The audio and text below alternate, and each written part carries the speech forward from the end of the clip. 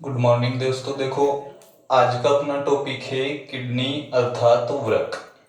अगर हम वृक्क के बारे में देखें तो देखो, ये मनुष्य का मुख्य उत्सर्जी अंग है। क्या है?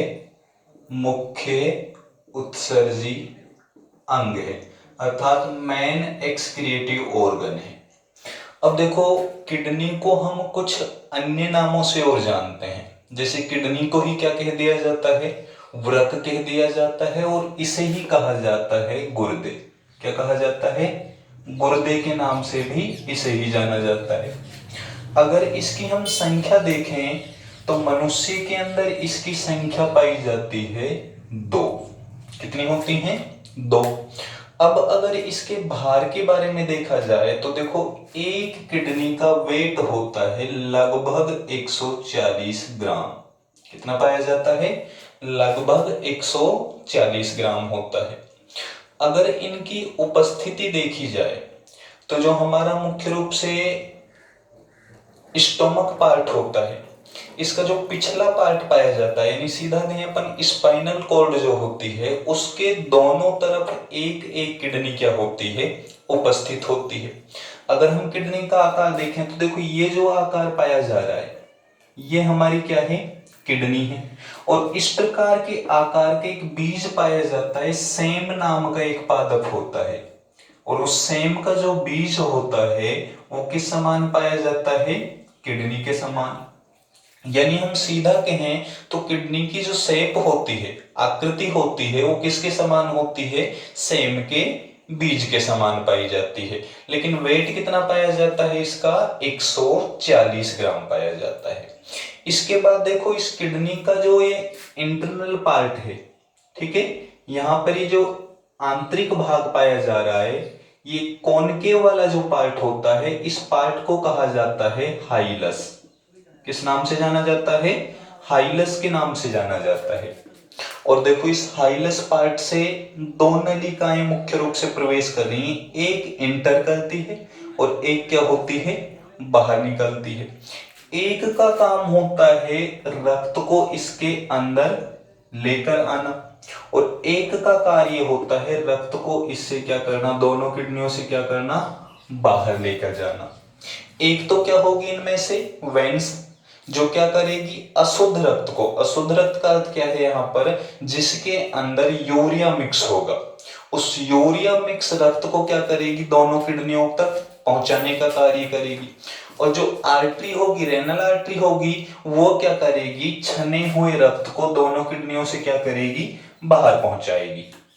तो हमने देखा, देखो, सबसे पहले तो किडनी का वेट कितना है? 140 ग्राम। और इसका आकार किसके समान होता है? सेम के बीज के समान। अब किडनी के ऊपर एक मेम्ब्रेन पाई जाती है, एक आवरण पाया जाता है। इस आवरण को कहा जाता है पेरिटोनियम। क्या कहा जाता है? पेरिटोनियम। अब देखो, प्रश्न इनमें से ज्यादातर ये 2 या 3 पूछे जाते हैं। एक तो आपसे केवल किडनी का क्या पूछ सकता है? वेट पूछ सकता है। दूसरा आपसे पूछा जा सकता है कि किडनी के ऊपर आवरण कौन सा पाया जाता है, मेम्ब्रेन कौन सी होती है। तो मेम्ब्रेन तो पेरिटोनियम, जबकि वेट कितना होगा? 140 ग्राम। इसके बाद अगर हम देखें तो किडनी की स्टडी को क्या कहा जाता है? किडनी के अध्ययन को क्या कहते हैं? तो अध्ययन कहलाता है नेफ्रोलॉजी। क्या कहलाएगा? नेफ्रोलॉजी। अब देखो, नेफ्रोलॉजी क्यों कहते हैं? इसके पीछे देखो, सबसे बड़ा रीजन क्या है? जो किडनी का निर्माण होता है, यानी किडनी की जो संरचनात्मक विक्रियात्मक इकाई होती है, ठीक है, स्ट्रक्चरल एंड फंक्शनल यूनिट होती है, वो नलिका कहलाती है नेफ्रॉन। यानी सीधा कहें, किडनी का काम क्या होता है? हमारे रक्त को छानना, फिल्टर करना। जिसके अंदर क्या पाया जा रहा है? यूरिया पाया जा रहा है। उस रक्त को छानने की क्रिया जो मुख्य रूप से की जाती है, वो किसके द्वारा होती है? नेफ्रॉन के द्वारा होती है। तो किडनी का निर्माण किसके द्वारा किया जा रहा है? नेफ्रॉन्स के द्वारा। और ये नेफ्रॉन्स ही क्या करती हैं? ब्लड को फिल्टर करने का कार्य करती हैं। तो इसलिए नेफ्रॉन को हम क्या कहते हैं? किडनी की संरचनात्मक व क्रियात्मक इकाई कहा जाता है। अब एक चीज याद रखना, आर्टिफिशियल किडनी का निर्माण किया जा चुका है। जो कृत्रिम किडनी है उसको बनाने वाले साइंटिस्ट इंडियन ही है, ठीक है। और कृत्रिम किडनी का निर्माण किया गया था डॉक्टर सुबेरोय के द्वारा। किसके द्वारा किया जा रहा था? सुबेरोय के द्वारा आर्टिफिशियल किडनी का क्या किया गया था? निर्माण किया गया था, जो सेलुलोज एसीटेट की बनी होती है। किसकी बनी होती है? सेलुलोज एसीटेट नामक एक पदार्थ होता है, जिससे किसका निर्माण होता है? इस आर्टिफिशियल किडनी का क्या होता है? निर्माण होता है। और इस आर्टिफिशियल किडनी का उपयोग कब किया जाता है? जब मनुष्य की मुख्य जो किडनी है, वास्तविक जो किडनियां होती हैं, कार्य करना बंद कर दे, उस समय रक्त को हम कृत्रिम रूप से छानते हैं, जिसको डायलाइसिस अर्थात अपोहन कहते हैं। और उसके लिए हम किसका प्रयोग करते हैं? कृत्रिम व्रत का प्रयोग किया जाता है, ठीक है। अब देखो रक्त को कैसे छाना जाता है और इससे क्या क्या पदार्थ निर्मित होते हैं, किसके द्वारा छाना जाता है, ये प्रक्रिया देखो क्या होगी? मूत्र निर्माण की विधि कहलाएगी, अर्थात सीधा कहें तो अपन यूरिन फॉर्मेशन का प्रोसेस कहलाता है। तो ये तो हो गया मनुष्य का मुख्य उत्सर्जी अंग किडनी। अगर इसके अलावा अन्य ऑर्गन देखें तो ये नलिकाएं कहलाती हैं मूत्रवाहिनी, ठीक है, यूरिट्री कहलाती हैं। ये क्या करेंगी? जो छन्ने के पश्चात अपशिष्ट बचा है, जिसको यूरिन के नाम से जानते हैं, उसको लाकर यूरिनरी ब्लैडर अर्थात मूत्राशय के अंदर क्या कर देती हैं? स्टोरेज करती हैं। एक चीज याद रखना, जो सरीसृप होते हैं, रेप्टाइल्स जो होते हैं, या एम्फीबियन जो होते हैं, या पक्षी जो होते हैं, ठीक है, बर्ड्स जो होते हैं, इनके अंदर ये यूरिनरी ब्लैडर नहीं होता है।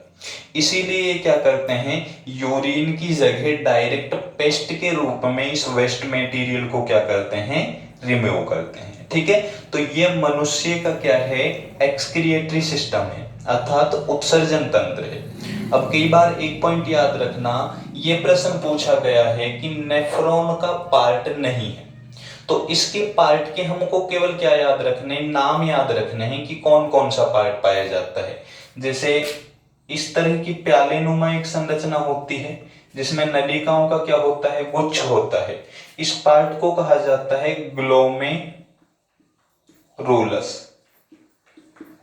तो ग्लोमेरुलस किसका पार्ट हो गया? नेफ्रॉन का पार्ट हो गया। इसके बाद इससे एक नलिका निकलती है, जो इसके पास में क्या हो जाती है? स्फेरिकल हो जाती है, कुंडलित हो जाती है। इसको कहा जाता है डीसीटी, समीपस्थ कुंडलित नलिका, ठीक है। इसके अलावा ये एक लूप बनाती है, यू आकार में मुड़ती है, और इस लूप को कहा जाता है, हेनले ने खोजा था इसीलिए हेनले का लूप कहा जाता है।